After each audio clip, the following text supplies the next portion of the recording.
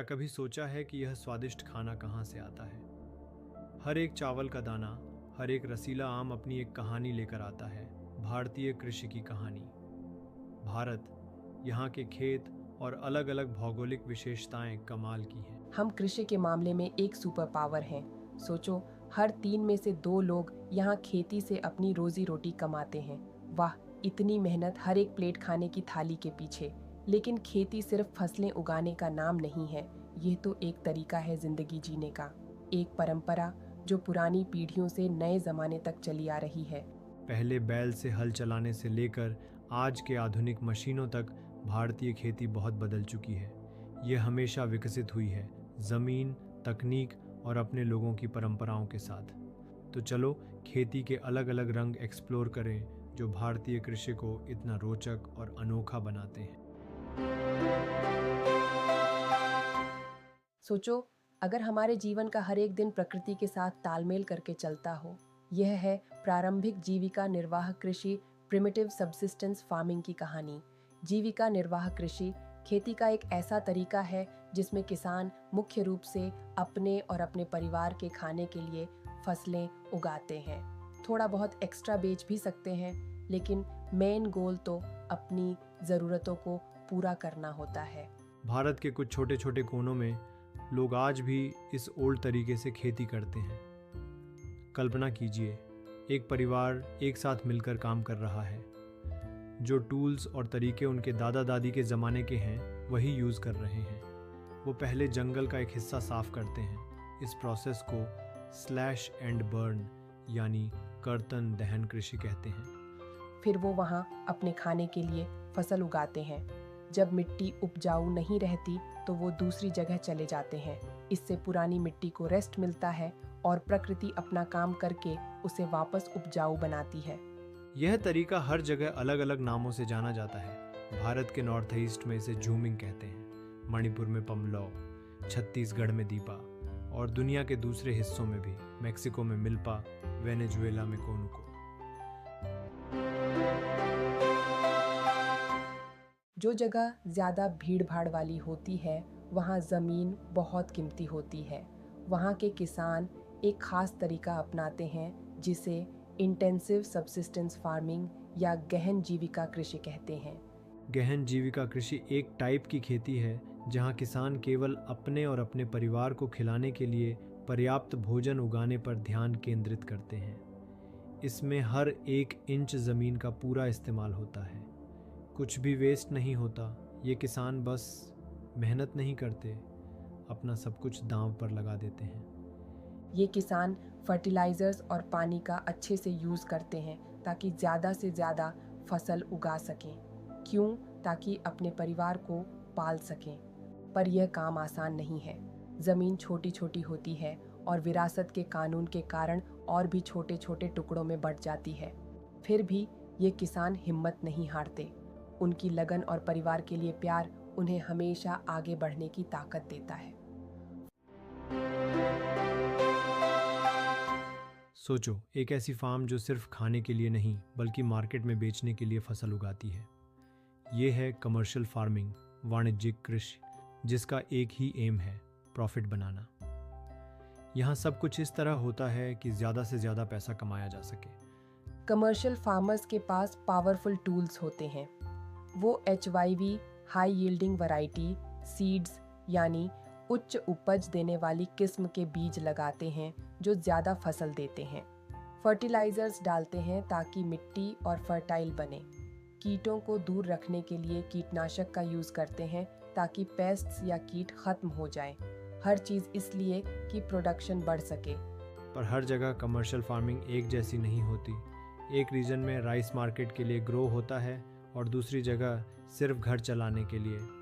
अब plantation farming यानी रोपण कृषि की बात करते हैं, जो कमर्शियल फार्मिंग का ही एक अलग तरीका है। यहाँ एक ही फसल बड़ी स्केल पर उगाई जाती है। सोचो, चाय, कॉफ़ी, रबर या शुगर केन के बड़े फील्ड्स जो कहीं तक फैल गए हैं। ये प्लांटेशन फार्मिंग यानी रोपण कृषि है। इसके लिए काफ़ी इन्वेस्टमेंट लगती है। स्किल्ड वर्कर्स चाहिए होते हैं जो काम समझ सकें, और अच्छी रोड्स और ट्रांसपोर्टेशन चाहिए होती है ताकि क्रॉप्स फील्ड से फैक्ट्री और मार्केट तक ईजिली पहुंच सके।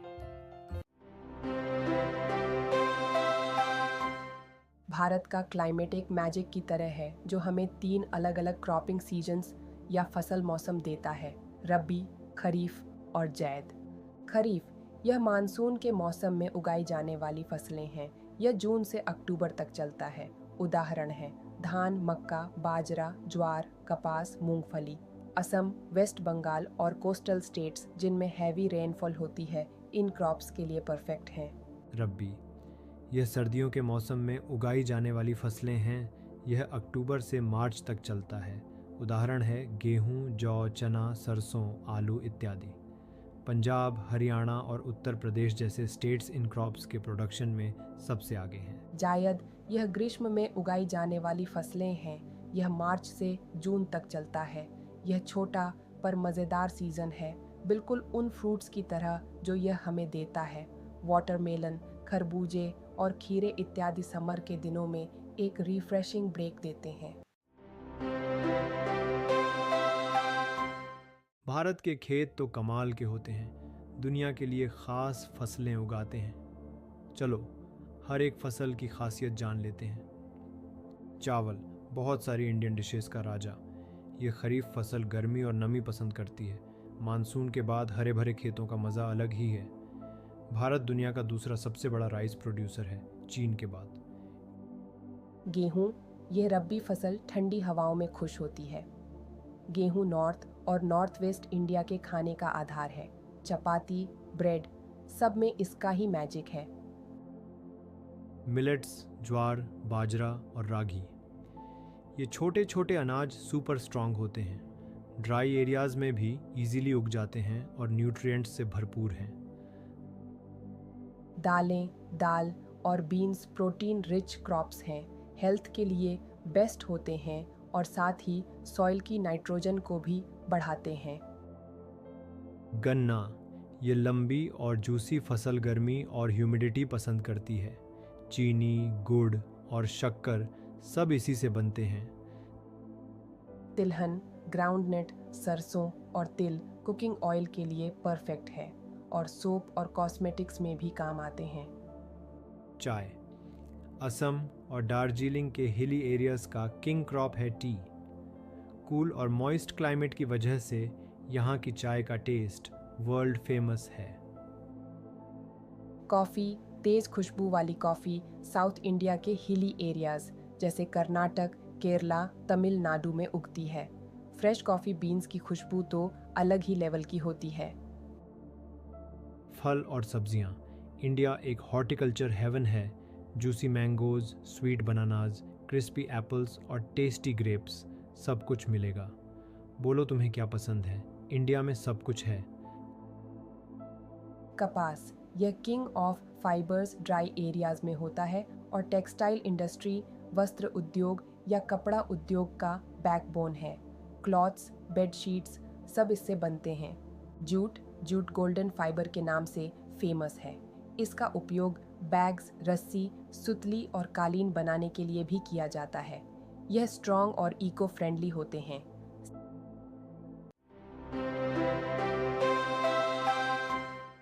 भारतीय खेती ने बहुत प्रोग्रेस किया है। नई टेक्नोलॉजी और सरकारी स्कीम्स ने इसे बदलने में मदद की है। 1960 में ग्रीन रेवोल्यूशन, हरित क्रांति ने खेती का नक्शा बदल दिया। फार्मर्स को स्पेशल सीड्स मिले जो ज़्यादा अनाज उगाते थे, फर्टिलाइजर्स, उर्वरक जो मिट्टी को और प्रोडक्टिव बनाते हैं, और इरिगेशन के नए तरीके यूज़ किए गए जिससे खाद्यान्न का बम्पर उत्पादन हुआ और भूख का खात्मा हुआ।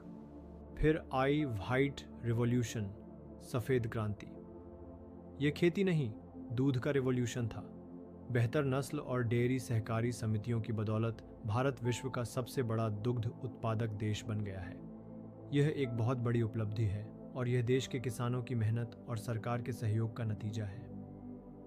सरकार किसानों को कई तरह से मदद दे रही है, जैसे कि फसल बीमा, आर्थिक सहायता और न्यूनतम समर्थन मूल्य। इन योजनाओं से किसानों को अपनी फसल और आमदनी को सुरक्षित करने में मदद मिलती है। इसके अलावा किसान क्रेडिट कार्ड से किसानों को कम ब्याज दर पर लोन आसानी से मिल जाता है। किसानों को ज़रूरी जानकारी देने के लिए सरकार ने कई ऑनलाइन साधन भी शुरू किए हैं, जैसे कि किसान पोर्टल। इस पोर्टल पर किसानों को खेती से जुड़ी हर तरह की जानकारी मिलती है, जैसे कि मौसम, फसलें और बाजार भाव। भारत की खेती का भविष्य उज्जवल है। इंडिया की खेती सिर्फ बढ़ नहीं रही, नए ज़माने के साथ विकसित हो रही है। गांधी जी का ग्राम स्वराज का आइडिया एकदम पावरफुल था। ऐसा सिस्टम जिसमें गांव अपना खुद का राज करे, सबके लिए सही और उचित हो। यही आइडिया विनोबा भावे के दिल को छू गया और उन्होंने शुरू किया भूदान ग्रामदान अभियान, जिसे ब्लडलेस रिवॉल्यूशन भी कहते हैं। विनोबा सिर्फ बातें नहीं करते थे, वह चल कर बदलाव लाते थे। उन्होंने पूरे इंडिया का भ्रमण किया, लैंड ओनर्स भूस्वामी से गुजारिश करते हुए कि वह अपनी ज़मीन गरीबों को दे दें। आसान नहीं था, कुछ लोग माने कुछ नहीं, पर इस मूवमेंट ने दो इम्पोर्टेंट चीज़ें समझाई: ज़मीन का सही डिस्ट्रीब्यूशन और गांव का डेवलपमेंट। विनोबा का एक एक कदम छोटा था, पर उनका सपना बहुत बड़ा था। भाई, इंडियन एग्रीकल्चर की कहानी तो कमाल है। पुराने ज़माने के ट्रेडिशंस और नई टेक्नोलॉजीज़ का परफेक्ट मिक्स। ये है ज़मीन और लोगों के बीच एक मजबूत कनेक्शन की कहानी। लेकिन फ्यूचर का क्या? फ्यूचर तो हमारे हाथ में है। सस्टेनेबल फार्मिंग सिर्फ एक आइडिया नहीं है, ज़रूरत है।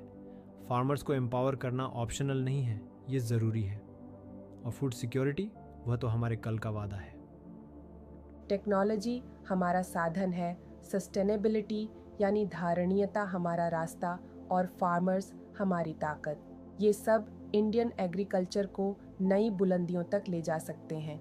चलो पास्ट का रिस्पेक्ट करें, प्रेजेंट को गले लगाएं और एक फ्यूचर बनाएं जो सिर्फ पेट ही नहीं भरे, सपने भी पूरे करे।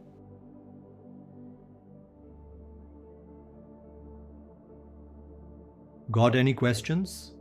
Ask in the comments below. We are here to help. Subscribe for more. And let's keep learning together. That's a wrap.